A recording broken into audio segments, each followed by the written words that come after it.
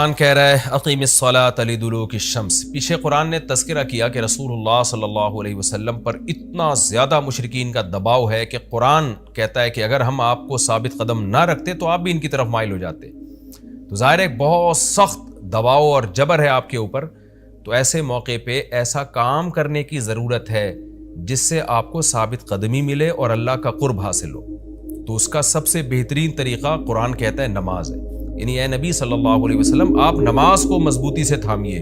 تاکہ آپ کو ثابت قدمی ملے، آپ کو اللہ کا قرب ملے، کیونکہ جس اللہ کے لیے کام کیا جا رہا ہے نا، جب تک اس اللہ سے رشتہ مضبوط نہیں ہوگا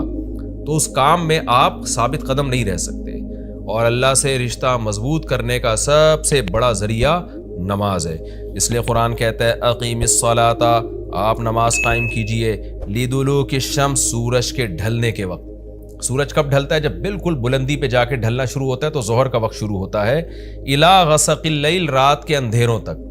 یعنی اس میں 4 نمازیں آ گئیں۔ سورج جب ڈھلتا ہے نا بالکل بلندی پر ہوتا ہے، تھوڑا سا ڈھلتا ہے ظہر کا وقت، مزید ڈھلان پیدا ہوتی ہے عصر کا وقت، مزید ڈھلتا ہے مغرب کا وقت، اور پھر الی غسق اللیل، سورج تو غائب ہو جاتا ہے مغرب کے بعد، پھر رات کے اندھیرے میں یعنی عشاء کا وقت، وقرآن الفجر، اور فجر کے وقت میں، فجر کی تلاوت کے وقت میں۔ تو قرآن میں اشارہ کر دیا کہ اصل تلاوت کا وقت ہے ہی فجر کا۔ آج بعض اماموں کو ہم نے دیکھا فجر میں بڑی مختصر تلاوت کرتے ہیں، یہ بالکل غلط ہے۔ سنت ہے فجر میں طوال مفصل، یعنی سورہ حجرات سے لے کے سورہ بروج تک کی جو لمبی لمبی صورتیں ان کو تلاوت کیا جائے۔ تو فجر کے قرآن کے وقت بھی آپ نماز قائم کیجئے۔ ان قرآن الفجر، بے شک فجر کا جو قرآن ہے، فجر میں جو تلاوت ہے، کان مشہودا، اس میں حاضر ہوتے ہیں۔ کون حاضر ہوتے ہیں؟ حدیث سے پتہ چلتا ہے فرشتے۔ فجر کا وقت اتنا مبارک وقت ہے جب اس میں امام صاحب قرات کرتے ہیں اور لوگ ہاتھ باندھ کے پیچھے امام کی قرات سنتے ہیں، ایک خاص سکینت نازل ہوتی ہے اللہ کی طرف سے، اور فرشتے بھی اس تلاوت میں نازل ہوتے ہیں۔ صحیح حدیث سے یہ بات ثابت ہے کہ فرشتے جو تبدیل ہوتے ہیں نا، ان کے آنے جانے کا وقت اور فجر اور عصر میں ہے۔ وہ جو فجر میں فرشتے آتے ہیں انسان کی حفاظت کے لیے، لہو معقبات من بین یدیہ ومن خلفہ یحفظونہ من امر اللہ، بہت ساری مخلوق اس کائنات میں ایسی ہے جہاں تک سائنس نہیں پہنچی اور ہو سکتا ہے قیامت تک پہنچ ہی نہ سکے، وہ انسان کی عقل سے بالاتر ہے وہ مخلوق، اور یہ بھی ممکن ہے پہنچ جائے سائنس ترقی کر کے۔ وہ مخلوق انسان کو نقصان پہنچانے کی کوشش کرتی ہے، تو اس مخلوق سے بچانے کے لیے،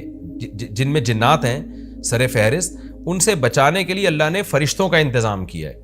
تو حدیث میں آتا ہے صبح و شام، قرآن سے بھی یہ بات ثابت ہے، صبح و شام فرشتوں کی باریاں چینج ہوتی ہیں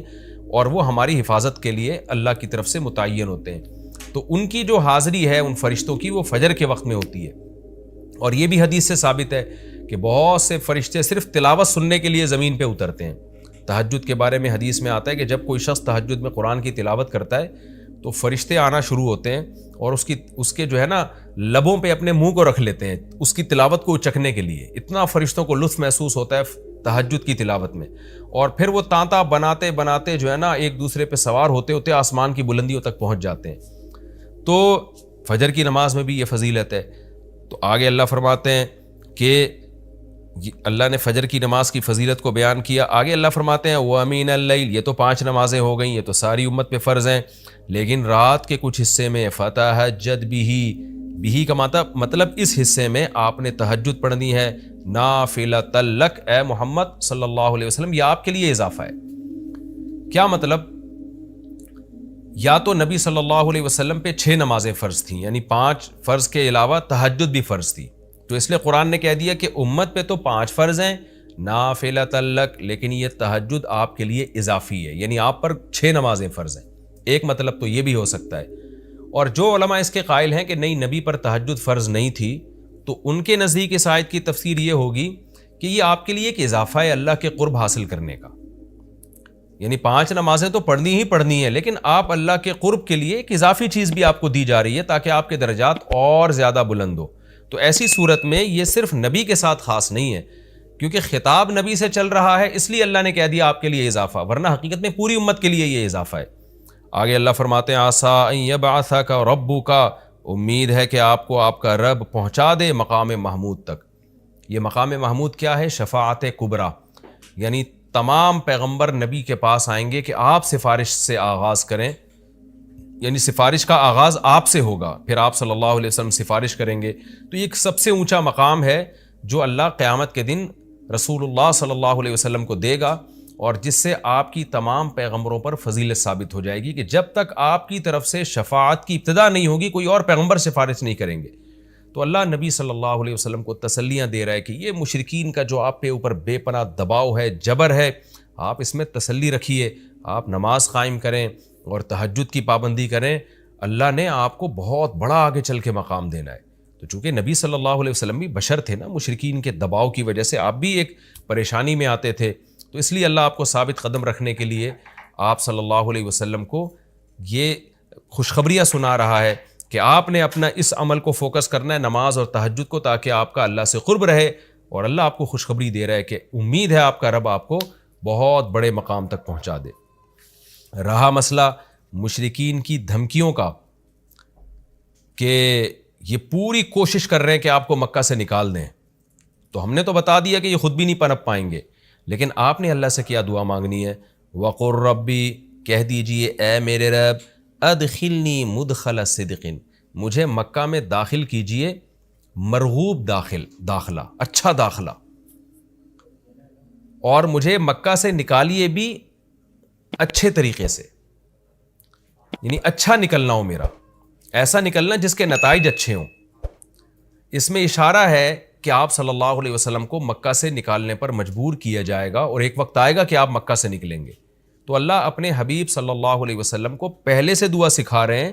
کہ آپ اللہ سے دعا مانگیں، اللہ جب میں نکلوں تو میرا داخلہ بھی اچھے طریقے سے ہو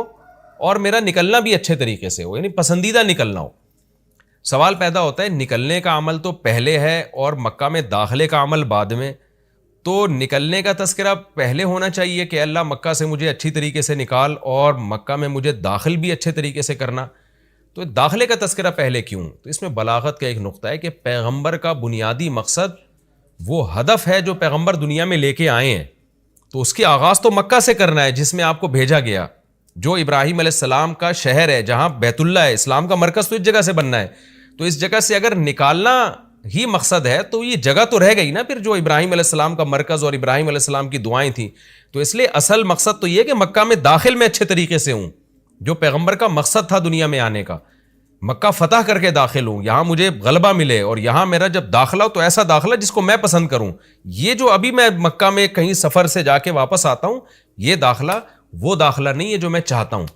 تو چونکہ مکہ سے نکلنا مقصد نہیں ہے، نکالا اس لیے جا رہا ہے تاکہ داخلہ ایک طاقت کے ساتھ ہو اور اچھے طریقے سے داخلہ ہو، اس لیے اس داخلے کا تذکرہ پہلے کیا جا رہا ہے۔ ہاں وہ داخلہ اس وقت تک ممکن نہیں ہے جب تک مکہ سے ایک دفعہ آپ کا خروج نہ ہو، تاکہ مدینہ میں ریاست بنے اور آپ 10,000 کا لشکر لے کر فاتحانہ انداز سے مکہ میں داخل ہوں، اور جس مقصد کے لیے اللہ نے آپ کو بھیجا تھا وہ مقصد پورا ہو۔ تو وہ مقصد نکلے بغیر پورا ہو نہیں سکتا، اس لیے نکلنے کا تذکرہ کر دیا، ورنہ اصل مقصد تو یہ ہے کہ اللہ میں مکہ سے نکلنا نہیں چاہتا، میں مکہ میں داخلہ چاہتا ہوں۔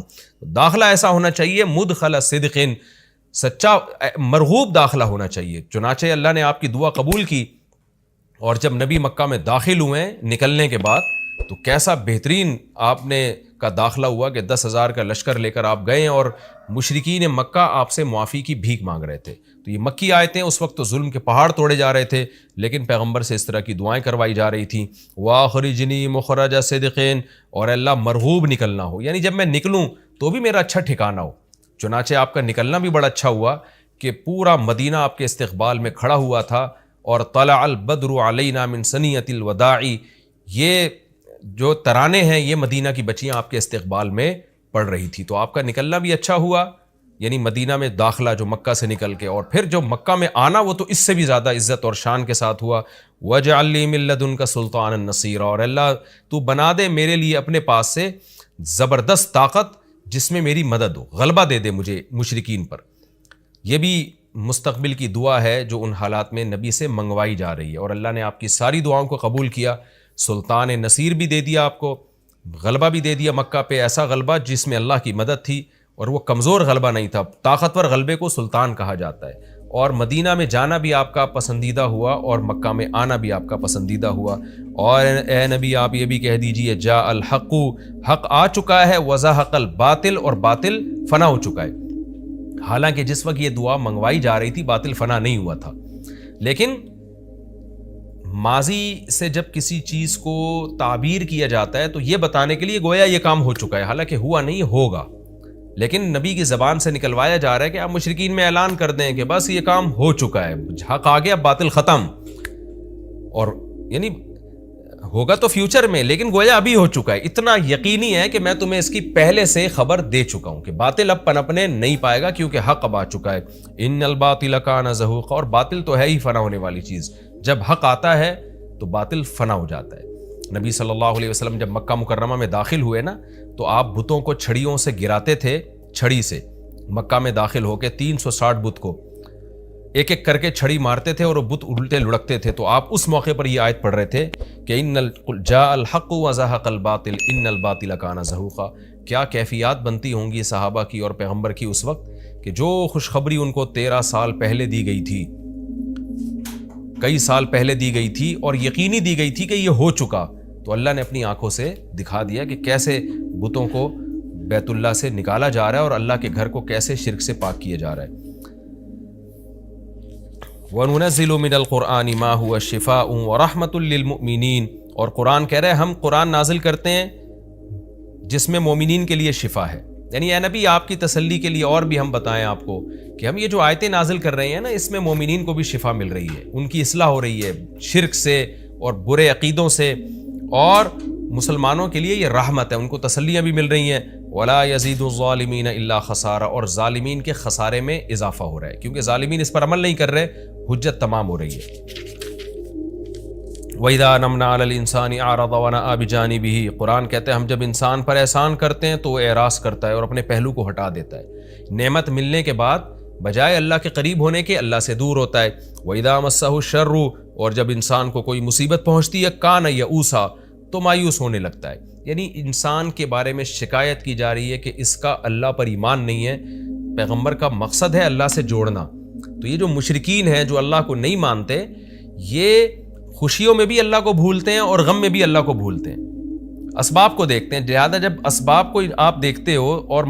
پریشانی آتی ہے تو اسباب بتا رہے ہوتے ہیں پریشانی دور نہیں ہو سکتی، تو مایوس ہونے لگتے ہیں، ڈپریشن میں جاتے ہیں، اور جب خوشی آتی ہے تو اپنا کمال سمجھتے ہیں لہذا اترانے لگتے ہیں اور خدا سے دور ہو جاتے ہیں۔ تو اے نبی ان سے کہہ دیجئے کل یعمل علی شاکلتہ، ہر شخص اپنی نیچر کے مطابق عمل کر رہا ہے۔ اچھے لوگ کیا کرتے ہیں کہ جب انہیں خوشی ملتی ہے تو شکر ادا کرتے ہیں، اور غم آتا ہے تو مایوس نہیں ہوتے، ان کو پتہ ہے غم اللہ دور کر سکتا ہے۔ فَرَبُّكُمْ أَعْلَمُ، تمہارا رب خوب جانتا ہے بِمَنْ هُوَ أَهْدَىٰ سَبِيلًا، کون ان دونوں فریقوں میں سیدھے راستے پر چل رہا ہے، جو غموں میں مایوس ہو اور خوشیوں میں اترانے لگے، خدا سے دور ہو جائے، وہ گمراہی والے راستے پر ہے، اور جو خوشیوں میں اللہ کے قریب آئے، شکر ادا کرے، اور غموں میں بھی اللہ کے قریب آئے کہ غم کو اللہ ہی دور کر سکتا ہے، مایوس نہ ہو، یہ سیدھے راستے پر ہے۔